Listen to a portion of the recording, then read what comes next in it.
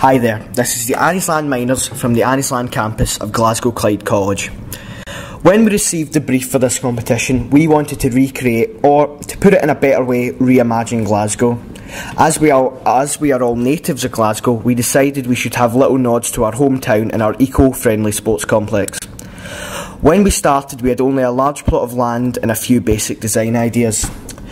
We started with a very simple idea, a sports stadium which would host a variety of events ranging from the opening and closing ceremonies to sports and other events, but mainly football. As none of us were experienced architects, we chose to begin with a building that already exists in the heart of Glasgow. I'm talking about Parkhead Stadium, the home of Celtic Football Club and in many ways the centrepiece of the coming Commonwealth Games. We chose this building for two main reasons. One, we were familiar with its design and shape, and at the time it seemed like a reasonable undertaking. And two, it was a vital part of the Commonwealth Games, so it was a necessary component.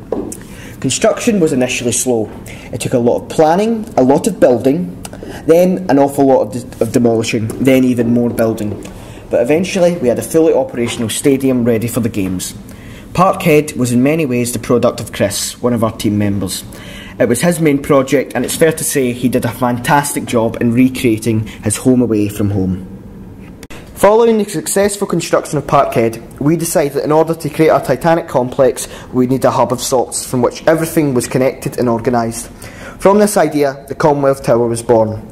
This massive structure pierces the skyline of our complex and is without a doubt the tallest structure.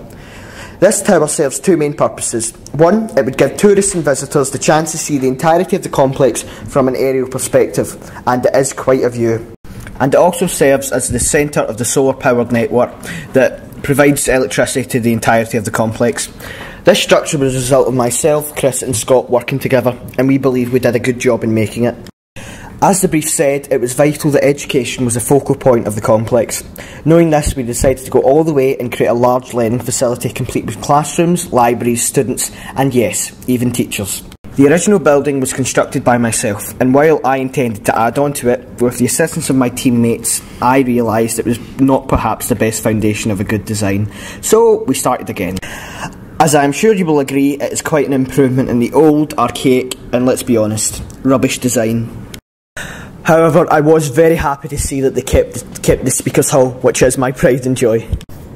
The complex itself is dotted with an array of sports facilities such as the magnificent pool, which would no doubt feature in the swimming events, tennis and basketball courts in case Michael Jordan or Andy Murray decided to pop by, and a gym provided for the use of the athletes. All of these are both solar powered and designed and constructed by the entirety of the team. We have two main accommodation facilities, the Athletes Village for the use of the athletes of course, and the Red Road Hotel for tourists and visitors in honour of the Tower Block which still stands in Glasgow.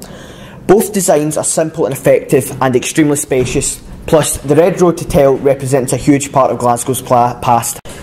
We felt it was important to capture the natural beauty of Glasgow and the surrounding areas. The Nature Walk allows both athletes and visitors to take a break from the cosmopolitan mayhem that is the Games and relax. The complex itself is dotted with natural wonders. There is even a farm, all to make visitors feel more comfortable and relaxed, and of course to encourage eco-friendliness. Speaking of which, as I have previously mentioned, the entire complex is run using the means of eco-friendly energy generation. All of our buildings feature solar panels, some are even powered by hydroelectric energy as a result of the refinery beneath the actual complex. We also have a sewage refinery to recycle and repurpose unwanted waste. The height of the site's natural beauty is without a doubt the River Toland. Named after our beloved teammate Scott, this waterway provides the complex with an idyllic setting, and it also features a tunnel akin to that of the River Clyde. To the south of the complex lies a dock. This dock pays tribute to Glasgow's rich shipping past and is representative of how the Commonwealth was formed and how the Games unite it. To conclude, we hope you enjoy our complex and find it meets your criteria. But most of all, we hope you have as much fun exploring it as we did creating it. Thank you very much.